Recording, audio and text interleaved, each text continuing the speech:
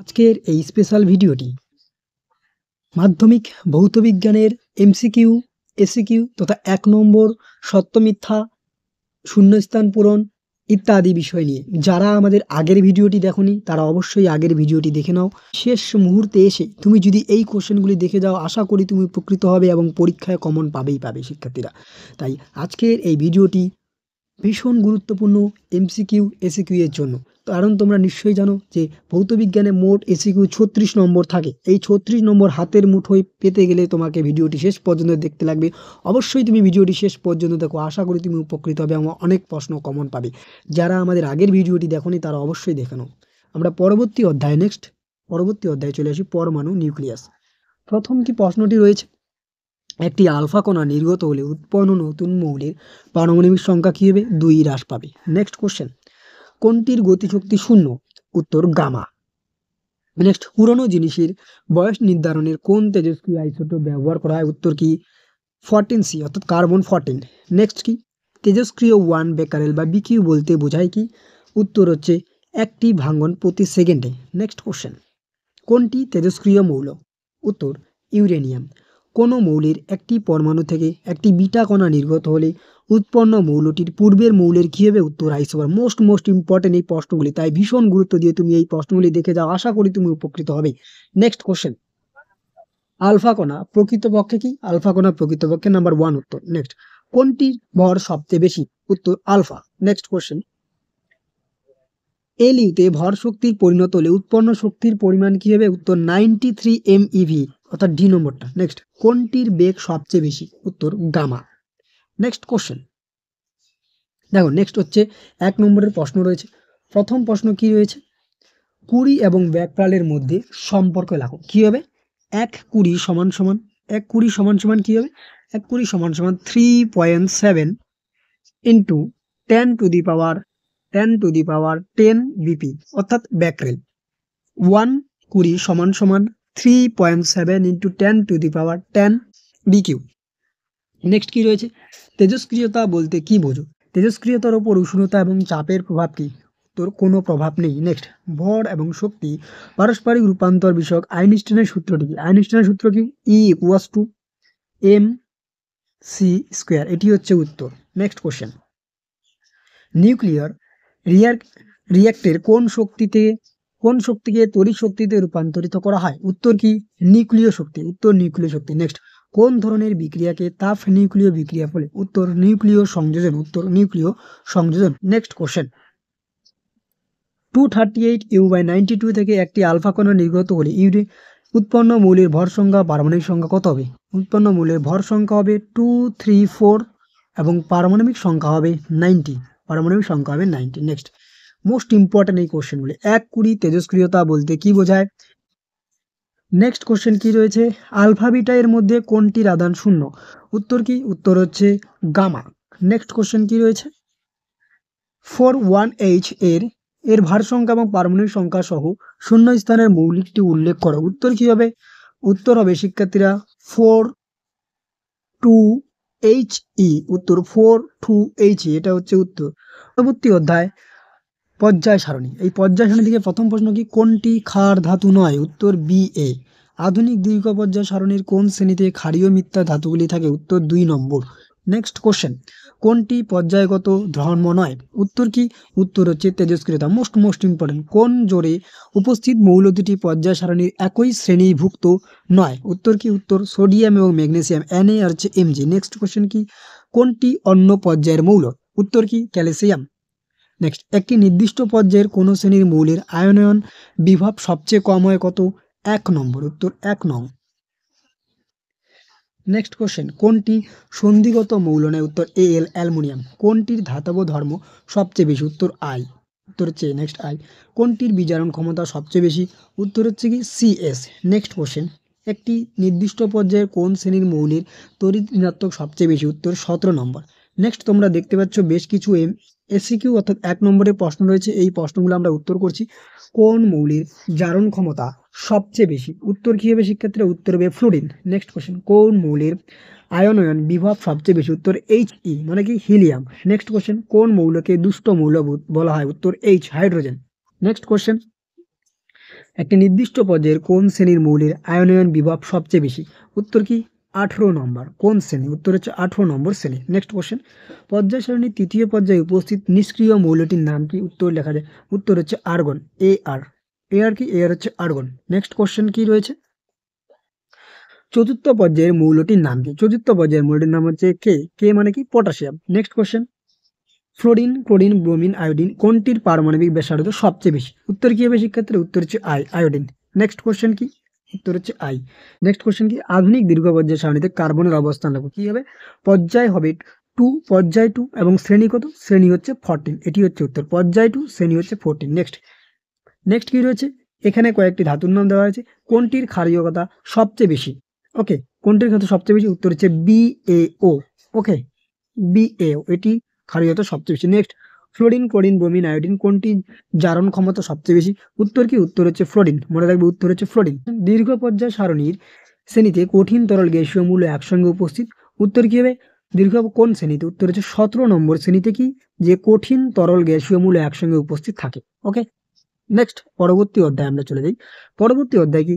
আয়নীয় ও সমযোজী বন্ধন। কি রয়েছে? ফার্স্ট প্রশ্ন, আয়নীয় যৌগ তৈরির সময় একটি অ্যালুমিনিয়াম পরমাণু কটি ইলেকট্রন ত্যাগ করে? উত্তর কি? উত্তর 3টি। নেক্সট কোশ্চেন, কোন অণুতে উপস্থিত পরমাণুগুলির সব ইলেকট্রনেই বন্ধন তৈরিতে অংশগ্রহণ করে? উত্তর কি হবে? উত্তর হচ্ছে শিক্ষার্থীরা হাইড্রোজেন, H2। নেক্সট, N2তে কতগুলি ইলেকট্রন বন্ধন তৈরির অংশ নেয়? উত্তর কি? উত্তর হচ্ছে শিক্ষার্থীরা 6। নেক্সট কোশ্চেন কি রয়েছে? দৈনন্দিন জীবনে ব্যবহৃত এমন একটি সমযোজী তরল পদার্থ কি? উত্তর H2। সবাই জানো আশা করি জল। Cl2তে অর্থাৎ নিঃসঙ্গ ইলেকট্রন Lp এর সংখ্যা কত? উত্তর হচ্ছে 6। নেক্সট, সোডিয়াম হাইড্রেটে উপস্থিত থাকে কি? উত্তর হচ্ছে এ নম্বরটা। নেক্সট কি? কোনটি সমযোজী যৌগের জলীয় দ্রবণে তড়িৎ পরিবহন করে? উত্তর কি? উত্তর হচ্ছে শিক্ষার্থীরা HCl, হাইড্রোক্লোরিক। নেক্সট, কোনটি সমযোজী দ্বিবন্ধন নেই? উত্তর কি শিক্ষার্থীরা? উত্তর হচ্ছে C2H6। একটি সমযোজী বন্ধন তৈরিতে কতগুলি ইলেকট্রন অংশগ্রহণ করে? উত্তর কি? উত্তর হচ্ছে শিক্ষার্থীরা 2টি। নেক্সট, জল এবং মিথেনের অণুতে সমযোজী বন্ধনের সংখ্যা যথাক্রমে কত? 2 এবং 4, 2, 4। নেক্সট, আমরা এই চ্যাপ্টার থেকে বেশ কিছু এসকিউ কোশ্চেন 1 নম্বরে পেয়ে যাচ্ছি। কি? ফার্স্ট কোশ্চেন কি রয়েছে? মিথেন কতগুলি মিথেনে কতগুলি সমযোজী এক বন্ধন আছে? উত্তর কি? 1টি। নেক্সট কোশ্চেন, তড়িৎযোজী যৌগ, সমযোজী যৌগ কোন ক্ষেত্রে সংকেত ওজন বা ফর্মুলা ওজন শব্দ প্রযোজ্য? উত্তর কি হবে শিক্ষার্থীরা? উত্তর হবে তড়িৎযোজী যৌগ। উত্তর হবে তড়িৎযোজী যৌগ। নেক্সট কোশ্চেন কি? আয়নীয় যৌগের আয়নগুলি একত্রিত হয়ে ক্যালাস গঠনকালে যে শক্তি মুক্ত করে তাকে কি বলে? তাকে বলে ল্যাটিস শক্তি। তাকে বলে ল্যাটিস শক্তি বা কি শক্তি? জালক শক্তি। ল্যাটিস বা হচ্ছে জালক। ওকে, নেক্সট কোশ্চেন কি বলছে? 4টি পরমাণু দিয়ে গঠিত একটি যৌগের সংকেত লেখো যাতে সমযোজী ত্রিবন্ধন উপস্থিত। আমরা কি বলতে পারি? সমযোজী ত্রিবন্ধন উপস্থিত। উত্তর কি? HCCH। এটি হচ্ছে এটার উত্তর। ওকে, হাইড্রেট আয়নের ইলেকট্রিক বিন্যাসে কোন নিষ্ক্রিয় গ্যাসের নাই? কোন নিষ্ক্রিয় গ্যাসের নাই? উত্তর কি শিক্ষার্থীরা? উত্তর হচ্ছে হিলিয়াম। ওকে, উত্তর হচ্ছে হিলিয়াম। নেক্সট কোয়েশ্চেন, BF3 যৌগটি কোন পরমাণুটির অষ্টক পূরণ হয় না? উত্তর কি? উত্তর হচ্ছে বি। উত্তর হচ্ছে বি। নেক্সট, KCl এবং HCl কোনটি সমযোজী আয়নীয় যৌগ? উত্তর কি শিক্ষার্থীরা?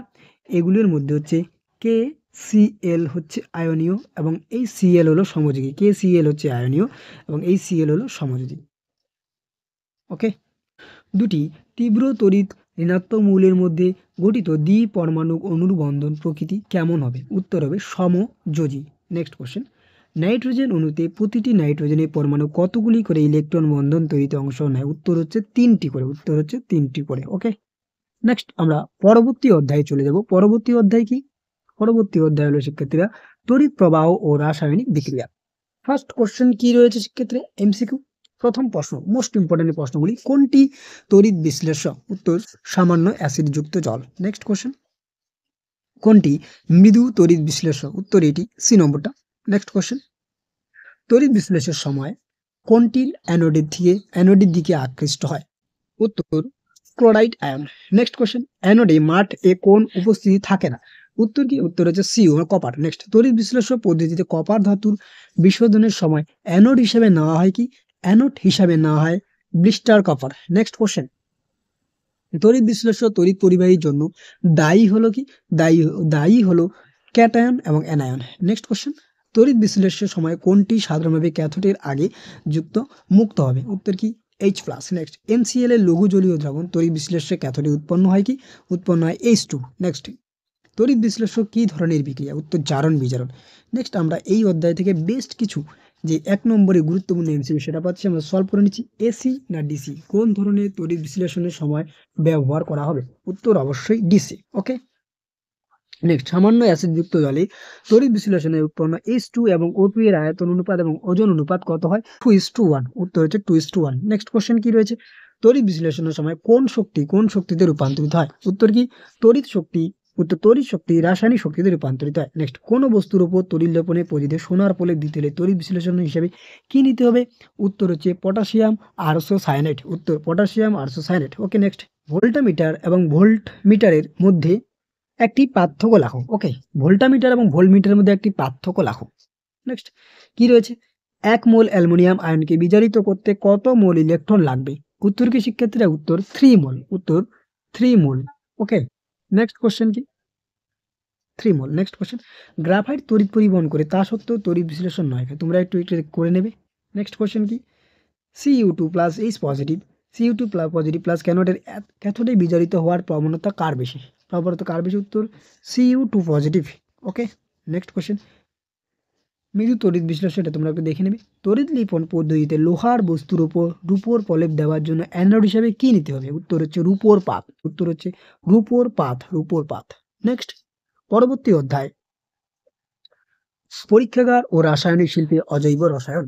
এখান থেকে ফার্স্ট এমসিকিউ কি রয়েছে, H2SO7 কোনটির সংকেত নেয়? উত্তর পারক্সো মনোসালফিউরিক acid. Next question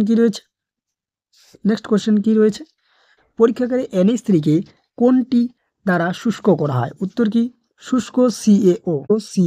next question, অ্যামোনীয় জলের দ্রবণে ফেনল প্যাথিলিন যোগ করলে বর্ণ কি হবে? বর্ণ হবে গোলাপি। নেক্সট, অ্যামোনীয় রাসায়নিক প্রকৃতি কি? রাসায়নিক প্রকৃতি ক্ষারীয়। অ্যামোনীয় জলীয় দ্রবণের সংস্পর্শে নীল লিটিমাস আনলে নীল লিটিমাসের বর্ণ কি হয়? একদম সহজ শিক্ষার্থীরা, নীল হয়। নেক্সট কোশ্চেন, NaOH মিশ্রিত সোডিয়াম নাইট্রোফুসাইট দ্রবণে H2S পাঠালে দ্রবণের বর্ণ কি হবে? উত্তর বেগুনি। নেসলার বিকারণের বর্ণ NH3 সংস্পর্শে উত্তর হবে বাদামি। নেক্সট কোশ্চেন, পরীক্ষাগারে কোন গ্যাসটি তৈরির জন্য উলফ বোতল ব্যবহার করা হয় না? উত্তর কি শিক্ষার্থীরা? N2 nitrogen. H2S একটি কি? H2S হলো একটি মৃদু দ্বিক্ষারীয় অ্যাসিড। নেক্সট, কোনটি গন্ধহীন? উত্তর কি শিক্ষার্থীরা? N2 nitrogen.